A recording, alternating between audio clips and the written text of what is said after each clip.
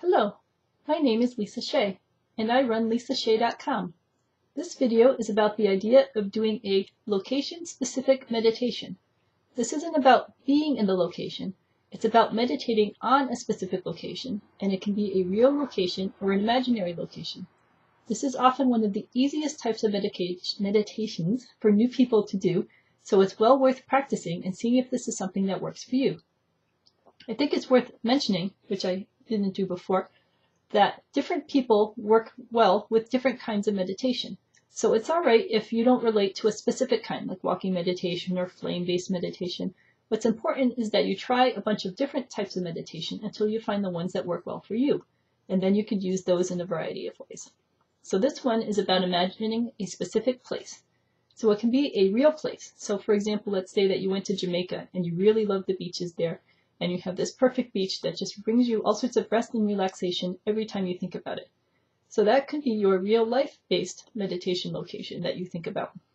But let's say that you've never been to England and that you really like the idea of Stonehenge, and you like the idea of being at the center of Stonehenge, which is something that most of us can't do anymore because they have it blocked off for tourists. So it could be that your fantasy location has some real in it and some fantasy elements. Or it could be that it's a completely fantasy environment.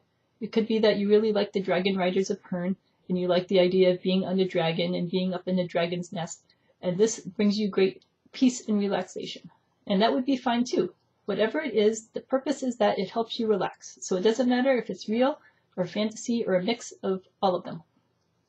So let's talk about a few different ideas that people tend to have. The beach idea is extremely popular. It can be a quiet cove. It can be a sandy beach with an umbrella to keep shade on you where you need shade, and the sun gently resting on you where you need sun, and some sunscreen to keep you safe. So the idea is to visualize it as clearly as possible, having all the details that make it perfect for you. And they can change over time. You can tweak it as you go and see that some elements work and some elements you want to change. So you can think about the exact type of blanket you're on. You can think about the way the waves are rolling in, if they're rolling in roughly or smoothly.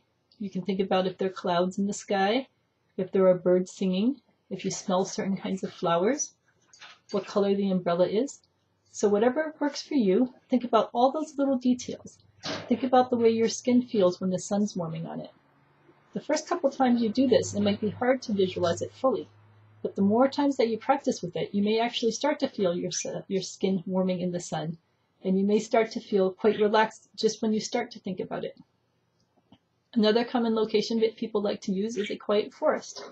Maybe you're laying on a mossy patch of ground next to a quiet pond, and maybe there's a little brook running into it, and the water is running over the pebbles in the brook, and the wind is blowing gently through the leaves, and the sky is full of fluffy clouds that are drifting overhead, and maybe a deer comes in and sips at the water.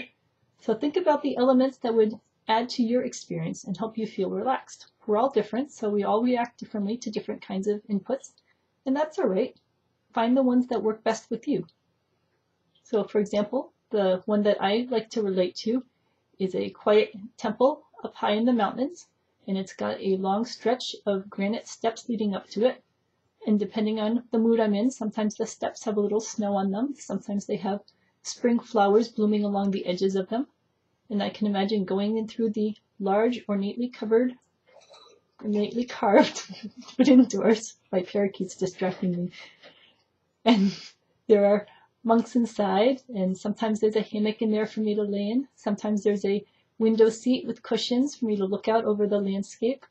Sometimes I go into a back garden, which has all sorts of herbs in it, and I can smell the rich herb aromas. So the image that you choose can change over time. It doesn't have to be the same, and it can involve aspects that calm you at the particular moment. And what's great about this is if you practice with it every day, then when you get into a stressful environment, let's say you go to a dentist or something, then you can call up this image and you can imagine walking into it, and suddenly you relax because your body has been trained over time to relax in this situation, and you can focus so well on this image that you barely notice what's going on around you, the dentist's drill or whatever. You're just immersed in your fantasy escape world, and this helps you to get through the situation with calm and ease. And this is good for all sorts of different purposes.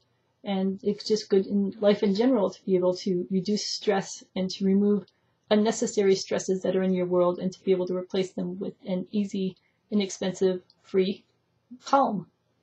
So visit meditation.lisashay.com for more ideas about places to meditate and ways to meditate.